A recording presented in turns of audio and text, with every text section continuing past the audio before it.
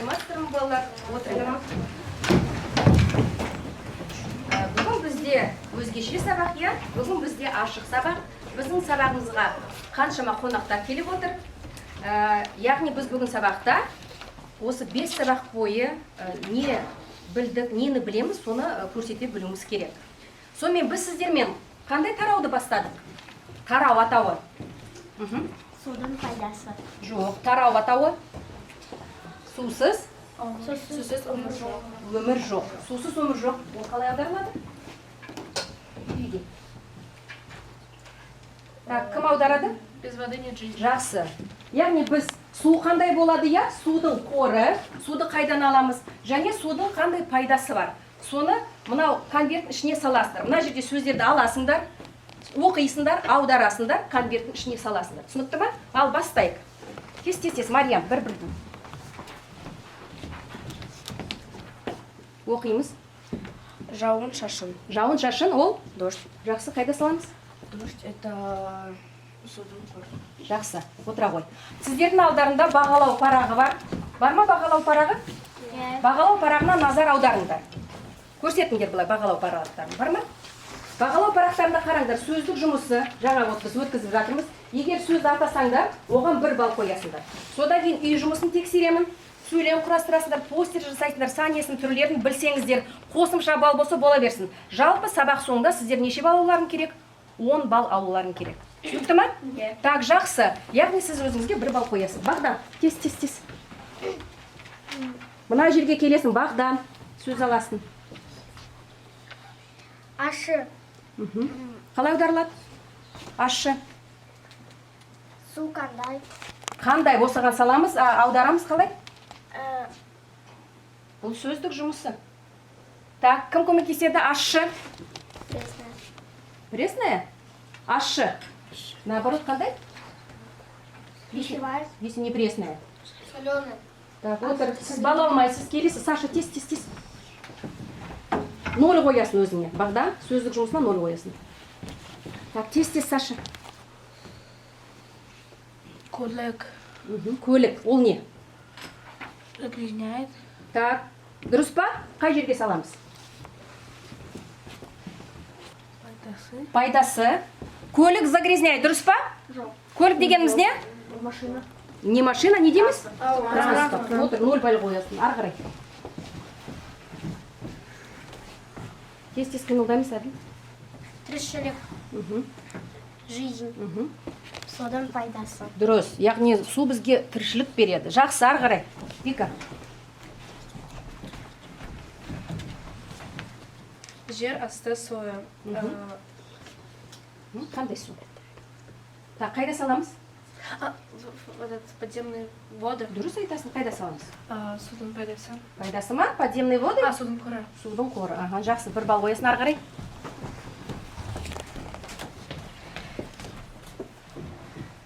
Тұзсыз. Түссіз. Су чуть не подсказал. Қайда қоямыз? Қайда саласың мұнан ішінде? Су қандай? Қандай? Түссіз. Қандай су? Сіз, что означает, я говорила? Түссіз. Көмектесеміз? Отрицательная форма, значит, қандай су? Көмектесеміз, түссіз? Бесцветный. Онда сал. Бірақ сөздің аудармасын білмейсің. Сал. Бар, отыр. 0 балл қоясың, ары қарай. Тез. Марина. Күнделікті тұрмыс. Тұрмыс. Қайда саламыз? Судың қоры. Так, қалай аударылады? Күнделікті тұрмыс. Так, көмектесеміз? Ежедневный быт. Қайда саламыз? Қайда саламыз, дұрыс па? Ежедневный быт. Она нам нужна в ежедневном быту. Қайда саламыз? Судың пайдасы. 0 балл, ары қарай. Балдарны қойып отырыңдар бағалау парағына.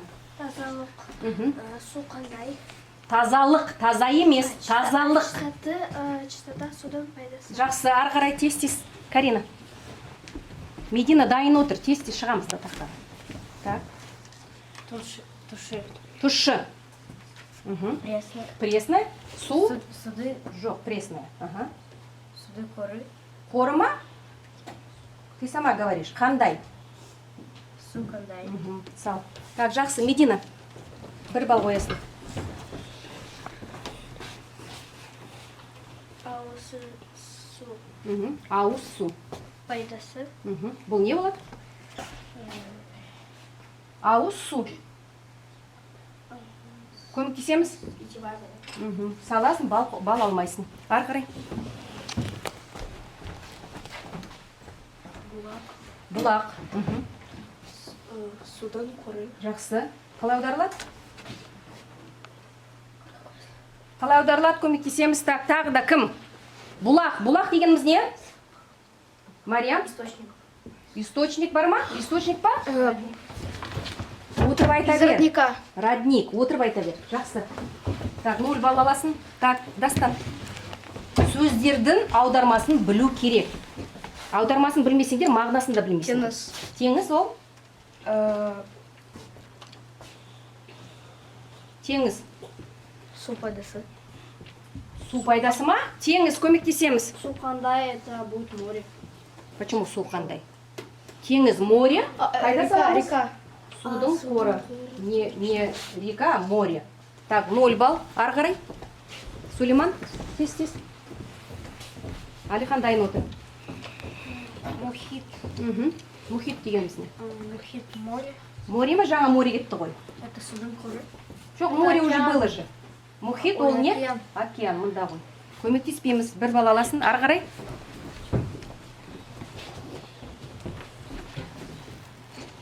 Мөлдір прозрачная су қандай. Жақсы, бал аласың. Так, сонымен сіздердің сөздік қорлар қандай дәрежеде? Толық емес, иә? Мариям, өзіңе тағы 1 балл қосасың. Өте жақсы жауап бердің. Так, ал енді біз сіздермен кеше қандай тақырыпты өттік? Кеше қандай тақырыпты өттік? Қандай тақырыпты өттік? Адыл? Судың пайдасы. Судың пайдасы деген тақырыпты кеше бастадық. Сол бойынша мәтінді өттік. Енді бүгін сабақта біз мына 3 мақсатқа тоқталамыз. Бірінші, тақырып бойынша үйренген сөздерін қолдана отырып, не істейсіңдер? Өз көзқарастарыңды білдіресіңдер. Содан кейін жазылым тапсырмасы болады. Сіздер постер жасайсыңдар. Және 5-ші ол біз қандай ережені өтіп жатырмыз? Сан, есім ережені қалай білесіңдер, соны көрсете білесіздер. Жақсы ма? 3 мақсатқа тоқталамыз. Үй жұмысын тексереміз. Сонымен Иго тапсырма, қандай тапсырма берілді? Иго? Так, Мариям ғана біледі. Қандай тапсырма берілді? Судың пайдасын айту диаграмма толы. Яғни не істеу керек еді? Судың пайдасы тақырыбына диаграмма құрастыру керек еді. Ал дәптерімізді ашамыз. Қазір жауап бересіңдер. Егер жауаптарың дұрыс болса, не істейсіңдер? Жасыл қаламмен қосу белгісін белгілеп отырасыңдар. Жақсы ма? Так, судың пайдасы. Кім қандай пайдасын жазды? Так, қолдарыңыз көтеріңіз Бағдан. Ыстық ауа парында көмектеседі. Так, сіз солай жаздыңыз. Так, сіздер? Жазушылар мен бұлшықеттерді Біріктіреді. Тағы да. Ясмин? Суда көп минералдар бар. Минералдар бар. Так, Таша? Сумен суға болады. Суға болады. Ал сіздер судың пайдасын өз бетімен жазасыздар ма? Ол үшін не істеу керек еді? Мәтінді пайдалану керек еді, я? Қазір тақтаға назар аударыңдар. Егер осындай жауап болса, қосу белгісін қойып, неше балл бар екенін санайсыңдар. Ал дене температурасын реттейді. Бар ма? Бар болса қосу белгісін. Оттегіні тасымалдайды. Бар ма? Оттегі дегеніміз не? Оттегі? Кислород. Жақсы. Бүйрек пен бауырдағы қалдықтарды тазалайды. Бүйрек пен бауыр дегеніміз не? Бүйрек, бауыр, это кроме Аделя. Ол не? Бүйрек, бауыр. Что у человека есть? Так, Адель? Почка и печень. Жақсы. Дәрумен мен минералды таратады. Дәрумен дегеніміз не? Дұрыс? Витамины. Так, денені жарақаттанудан қорғайды. Так, жарақаттану ол не? Да, дұрыс. Так, жасушалар мен бұлшық еттерді біріктіреді. Жасушалар, жаңа сіз айттыңыз. Жасуша дегеніміз не? Жасуша. Работаем. Жасуша. Ол не? Адыл? Клетки. А бұлшық ет ол не? Бұлшық ет. Мышцы. Жақсы. Ас қорытуға көмектеседі. Ас қорыту дегеніміз не? Ас қорыту. Ас қорыту. Әділден басқа ешкім білмей ма? Ас қорыту. Аппетит па? Ас қорыту. Не істейді? Пищеварение. Ал егер сіздердің дәптерлеріңізде осы жауаптар болса, өздеріңізді неше балмен сіздер? 2 балмен бағалайсыңдар. Егер біреу жоқ болса, 1 бал қоясыңдар. Егер 2-3 болмаса, 0 бал қоясыңдар. Ал бағалаңдар. Үй жұмысын бағалаймыз.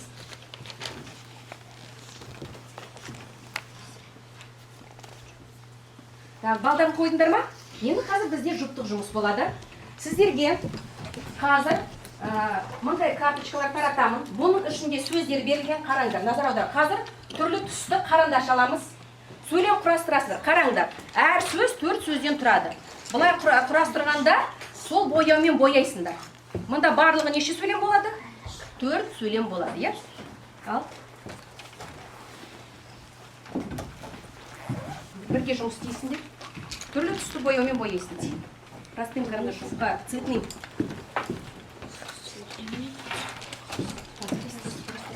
Так, бұған 3 минут уақыт берем, міне мына көк неге назар аударасыңдар.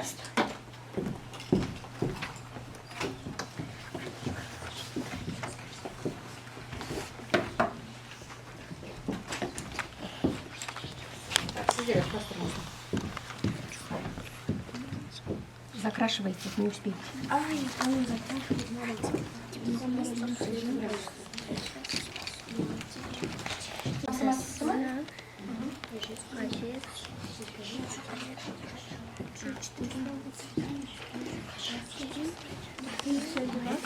Вот так, нет, не возьму, имейте в виду. Начали правильно.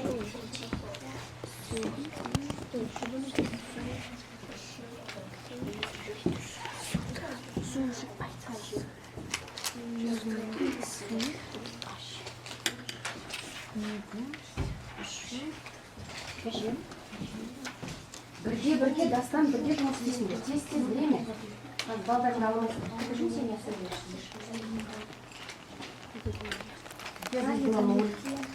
үй жұмысына қоясын бал. Барлығы бар ма? 2 балл.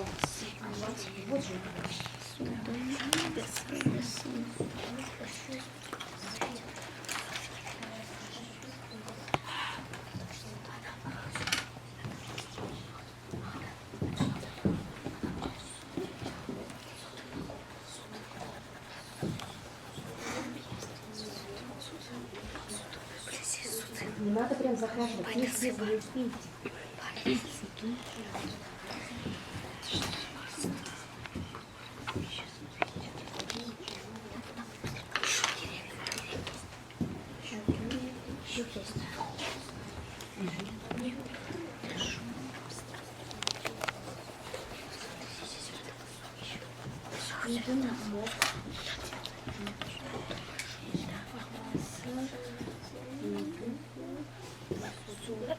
Они тот же используют. Синий, красный. У нее голубой, у меня синий, черный.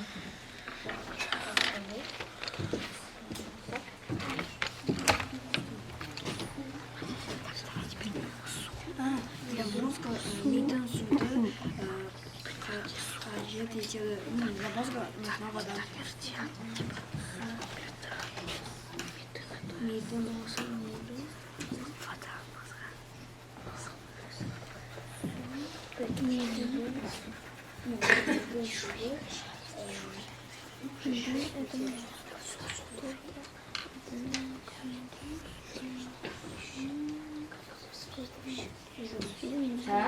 Ал бұл да аяқтаймыз.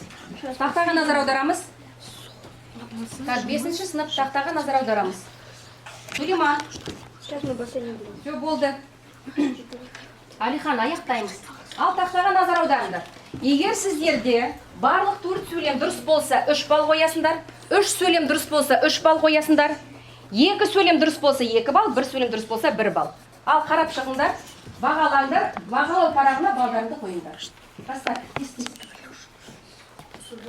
Не надо читать, ставь балл себе. Так, балдарын санадыңдар ма? Назар аударыңдар. Судың пайдасы өте көп деген сөйлем бар ма сіздерде? Таңертең су ішу қажет. Су мидың жұмысын жақсартады. Ағзамыз суды қажет етеді. Біз бұл сөйлемдерді өткенбіз. Ал кімде 3 балл қол көтереміз? 3 балл. Бар ма 3 балл? 3 сөйлем құрастырған жоқсыздар ма? 2 балл кімде? 2 балл. 1 балл кімде? Сіздерде Адil балл жоқ па сіздерде? Аты жөндеріңізді жазып қойыңдар, подпишите. Я перепроверю.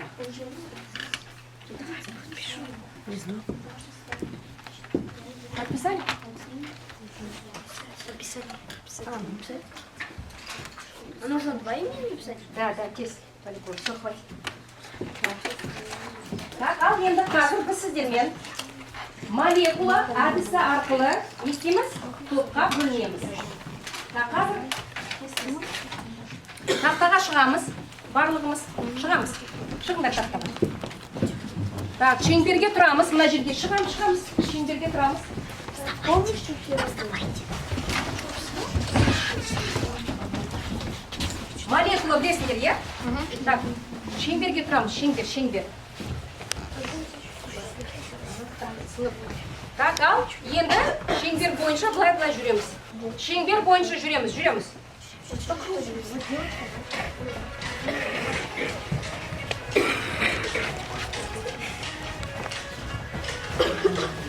Так, 2-2-ден бөлінеміз. 2-2-ден. Нет, мы сделали. Ага, жақсы. Так, ары қарай жүреміз.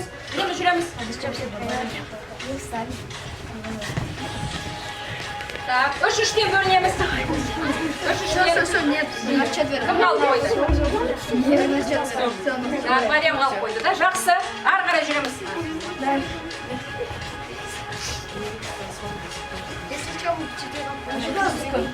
Тобы бірлей, былай жүріңдерсеш. Так, ал енді былай жүреміз, былай. Так, 4-4-ден бөлінеміз. Давайте кто-то еще. Жақсы. Как что вас стали? 4-4-ден, вы четвером, да? Сіздер 4-4-ден. Сейчас я вас поделю. Кім 4-4-ден бөлінеміз, топқа бөлінеміз. Мына жерге отырды. Садиться не надо вот за ту парту. Ал, сіздер бірінші мында барасыздар. Тез. Сіздер екінші топ мында барасыздар. Мында.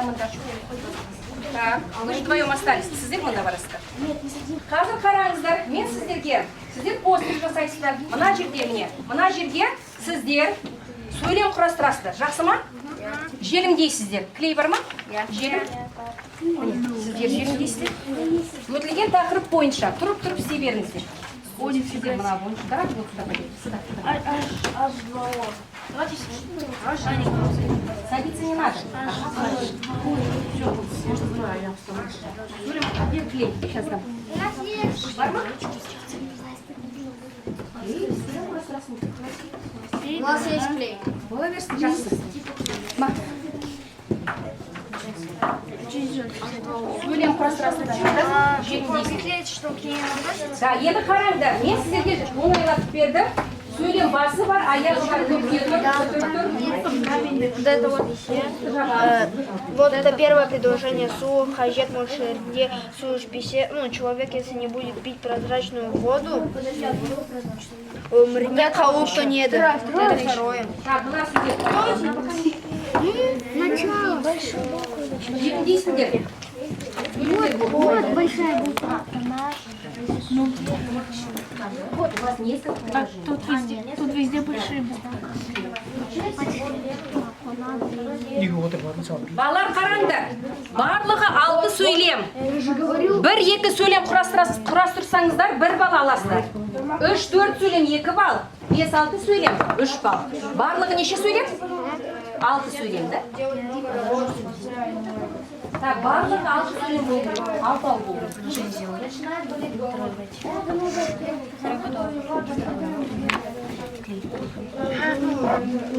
Это первое, это второе.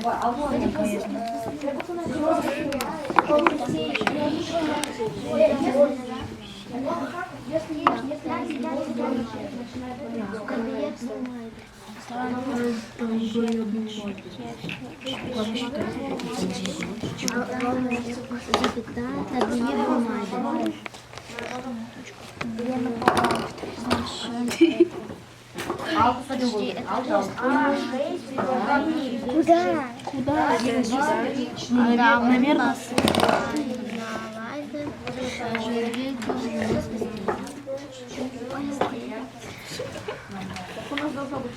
Теперь второй два.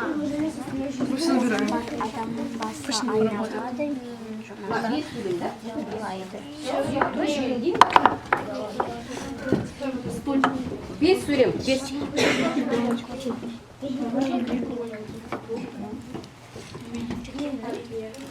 Я рисуем, сейчас хожу, буду вместе клеить. Ана жерде бар ғой клей. Там два.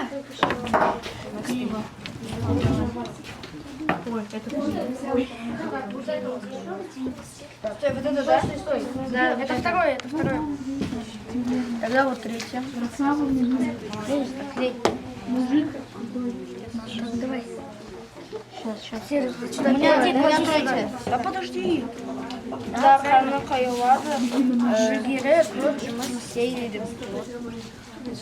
А это куда у меня здесь? Адамның басы. Нет, стой. Это три. Это четвертый.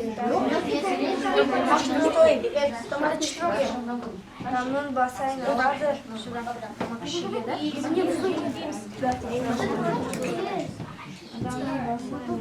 Болдыңдар ма? Иә. Мына жерге шығып, біреу ғана шығыңдар мына жерге. Ал бірінші топ болды. Мына жерге келеміз. Жақсы отыра ғой. Отырыңдар. Тағы болды. Болсаңдар, орындарына отырыңдар. Бал қоясыңдар.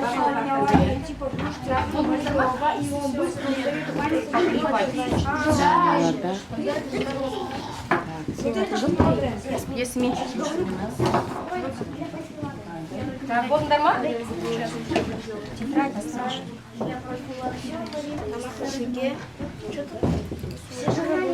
И это очень шумно. Да, бір бал, да? Так, үшінші топ болды. Так, наклеили. Так, жақсы.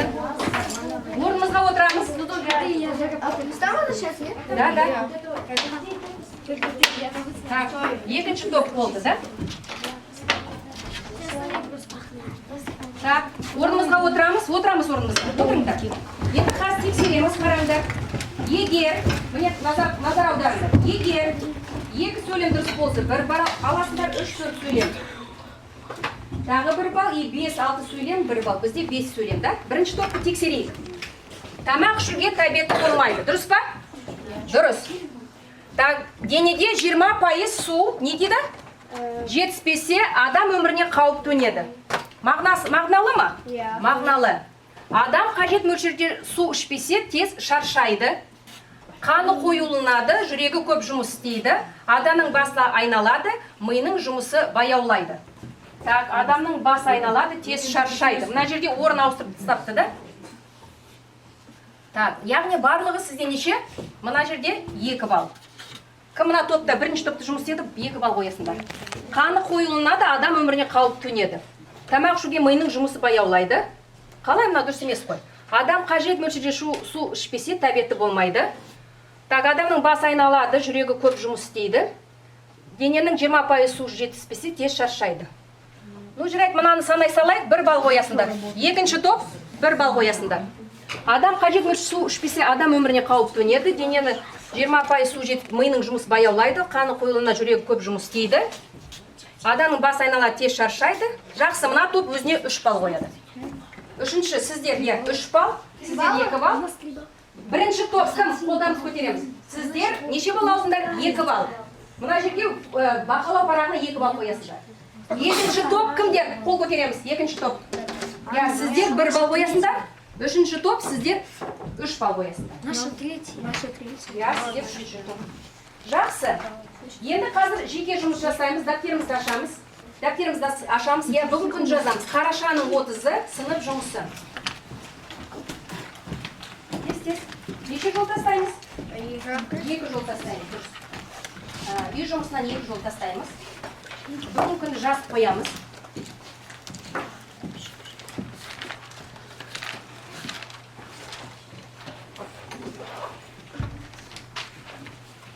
Енді сұрақ.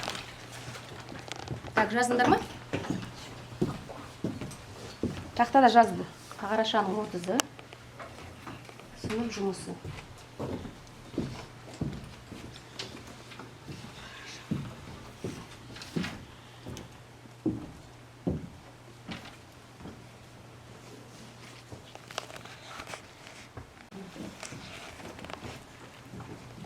Енді сұрақ. Жаңа біз молекула әдісі арқылы топқа бөліндік. Мен 1-1-ден, 2-2-ден, 3-3-ден, 4-4-ден деген сандарды қолдандым. Бұл қандай сан? Так, Әділ біледі.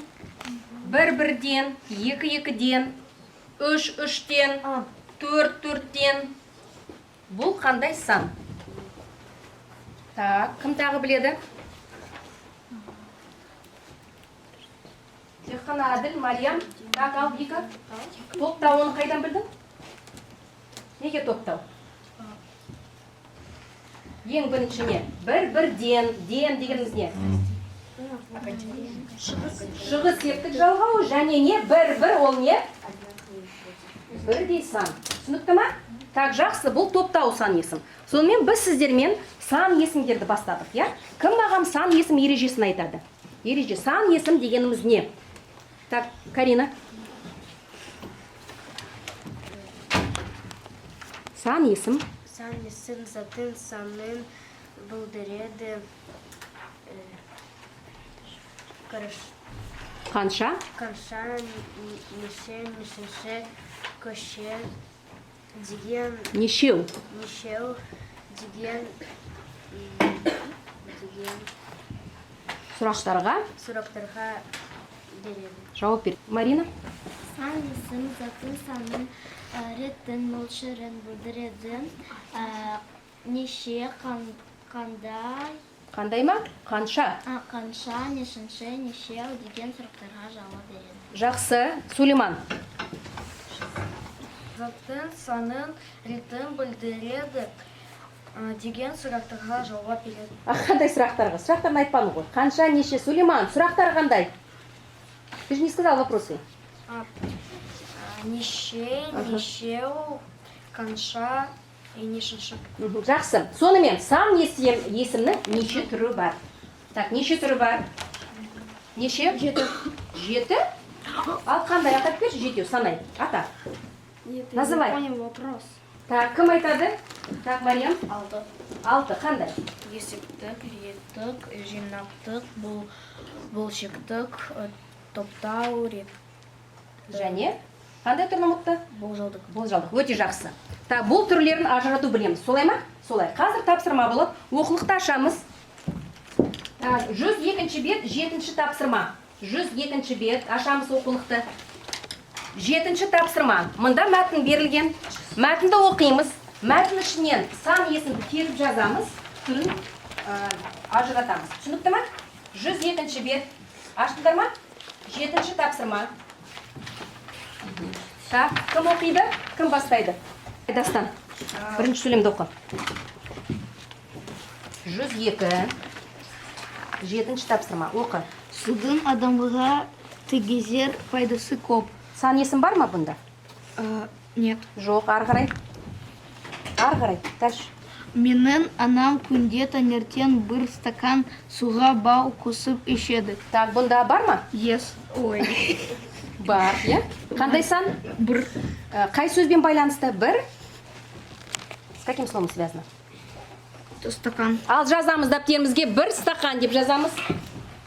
Бір стакан сөзбен жазамыз. Пишем бір стакан. Так, Дастан, қай түрге жатады? Вид. Бір стакан. Ну, тебе подсказывают. Есептік. Так, сызықша қоямыз да, есептік деп жазамыз. Шыш, тақтаға шықшы, не выйди доски. Запиши бір стакан.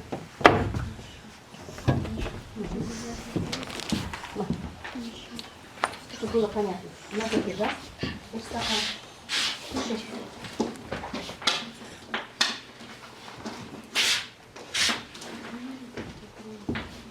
Біреуін көрсетеміз, қалған орындарын орындайсыңдар. Стақан.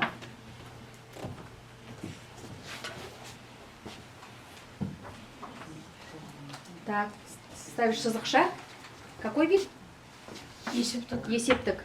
Біз бұнда тапсырма орындадық қой. Так, келесі сөйлемді Сулейман оқиды.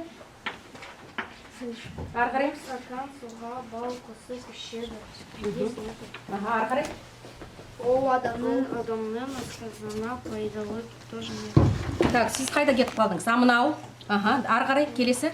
Әкем бір Так, внимательно слушаем. Молодец. 1,5 литр бұлақтың суын ішеді. Жазамыз. Қандай сан? 1,5. Қандай сөз? Литр. Жазамыз. 1,5 литр. Ары қарай жазамыз. Не надо достать на месте. 1,5 литр. Қай түрге жатады? Болаш. 1,5. Жарым деген сөз. Реттік. Дұрыс па? Бөлшектік. Ага, бөлшектік. Жақсы сказал, молодец. Сказал. Сказал с самого начала. Жақсы, бөлшектік. Так, ары қарай келесісі кім оқиды? Медина. Бұлақ суы таза әрі мөлдірі жоқ. Ага. Оның емді қасиеті бар жоқ. Маған суға лимон қосып ішкен ұнайды жоқ. Інім екеуміз күнде 1,5-5 стаканда суға О, қалай? 1,5 А неге 5 дейсің? 1,5 стақан. 1,5 стакан суға лимон сұрының қосып ішеміз. Так, мұнда 1,5 1,5 стақан. Бірақ бұл сан есімді біз жаздық, жазбаймыз. Медина қай түріне жатады? Бөлшекті. Жақсы. Ал аяқтаймыз. Сонымен сан есімнің түрлерін еске түсірдік па? Түсірдік. Так, жақсы. Телефон шаламын. Так, алдарында телефон жатыр.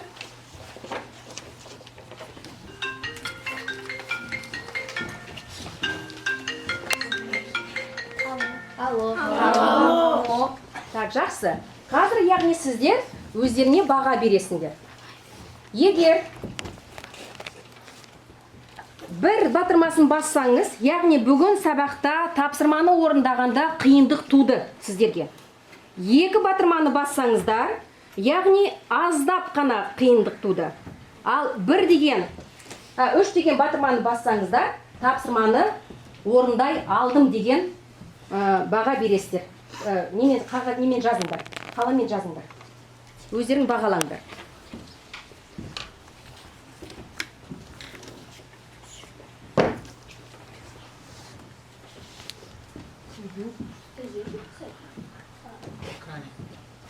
Жазамыз. 1, 2, не 3. Үлкен қып жазасыңдар. Жақсы ма?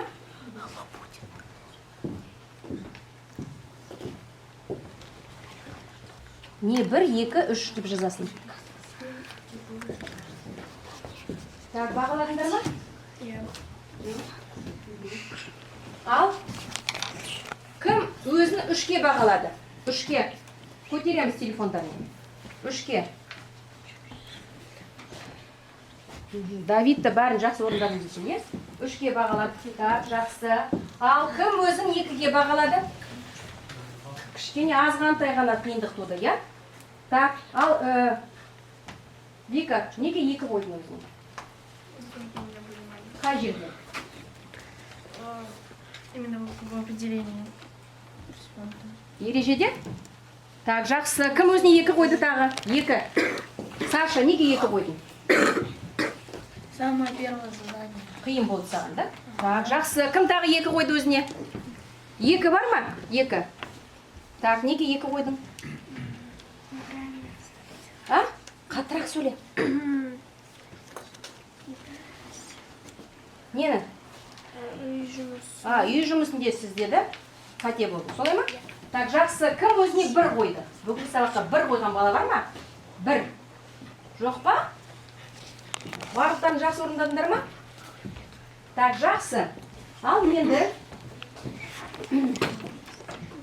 Тақтаға назар аударамыз. Мынадай мақал бар. Қандай мақал бар? Алихан. Судында сұрау бар. У воды есть вопросы. Вопросы? У воды есть вопросы. Кім басқаша ойлайды?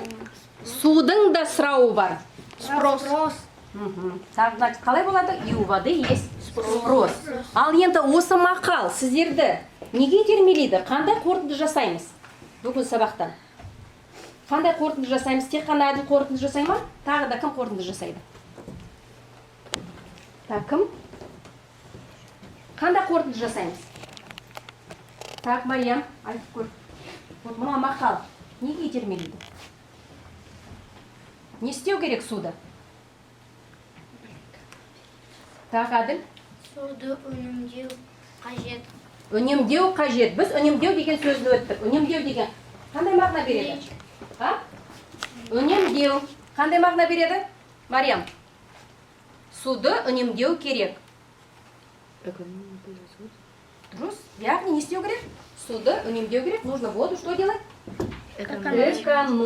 Жақсы. Ал енді бағалау парақтарыңды қолдарыңызға алыңыздар. Балдарыңызды санаңыздар. Санаймыз. Сосын мен сіздерге тағы қосымша тапсырма беремін. Сан есім уже не читали. Сан есім? Написать? Жаңа болды ғой. Жоқ, қазір тапсырма берем тағы. Пока читаем. Без сан есім. Кімде сан есім болды? Дополнительно балл алдыңыздар.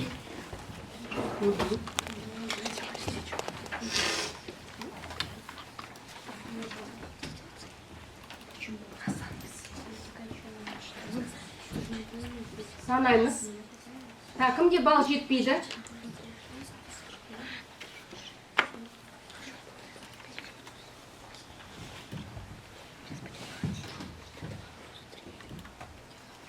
Так, кімде балл жетпейді? Қазір сан есімнен жеке балл аласыздар.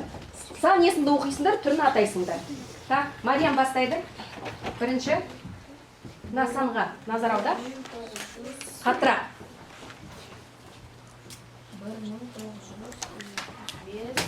Қалай?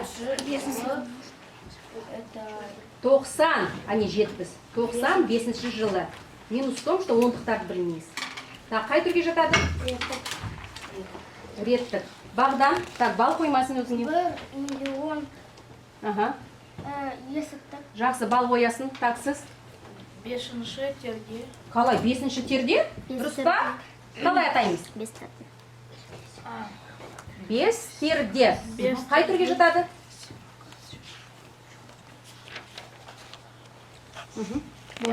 Болжалдық. Жақсы, келесі. 7-ші Так, пәтер. 0 бал қоясын өзіңе, Саша. 7-ші пәтер. Реттік. Так, жақсы. Егер мына жерде дефис болса, біз 7-ші деп. Реттік. Жақсы, ары қарай. Вика. 8-7.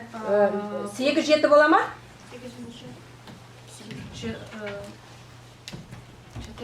Сначала, ну, дұрыс айтасыз. 8. Что добавляем? Окончание. 8-ден жеті. 8-ден жеті. Вид? 8-ден жеті бұлшықтық. Бөлшектік. Жақсы, қой бақ. Так. Екеу. Екеу. Қай түрге жатады? Вик, быстрее. Жинақтық. Жинақтық. 0 балл. Так, ары қарай. 10-ші. 10-шы. Жақсы. Реттік. Жақсы, 1 балл. Ары қарай. 20-дай. Реттік. 20-дай. Реттікте дұрыс па? Тек қана Мариям жұмыс істейді бізде. Болжалдық. Болжалдық. Өте жақсы, Бағдан. Ары қарай. 29. Қалай 9? 8-ші. Медина қаттырақ даусын шығар. Не деді? Медина. Так, көмектесеміз, Сульман. 28-ші ақпан. Это реттік. Жақсы. Ары қарай. 6 6 ау бола ма? 6 Так, 6 ау болады. Так, қай түрге жатады? Так, кім тағы жауап бермеді? Так, ресми? Жинақтық. Жинақтық. Ал про жинақтық тағы туралы не білеміз? Жинақтық? У них только, они только до 7. Жетеу ғана олар. Жақсы, ары қарай. Ары қарай, мынаны оқиды. Даша.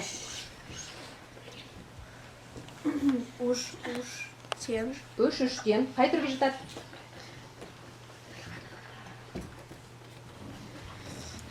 Үш үштен. Жаңа сабақтың барысында біз қайталадық. Үш үштен. Топтау. Так, кім? Дастан. Екі жарым. Көмектеспейміз. Ал, Сулейман. Бөлшектік. Бөлшектік. Дастан, келесі сізге мынау. 19-ға қарай. Қай түрге жатады?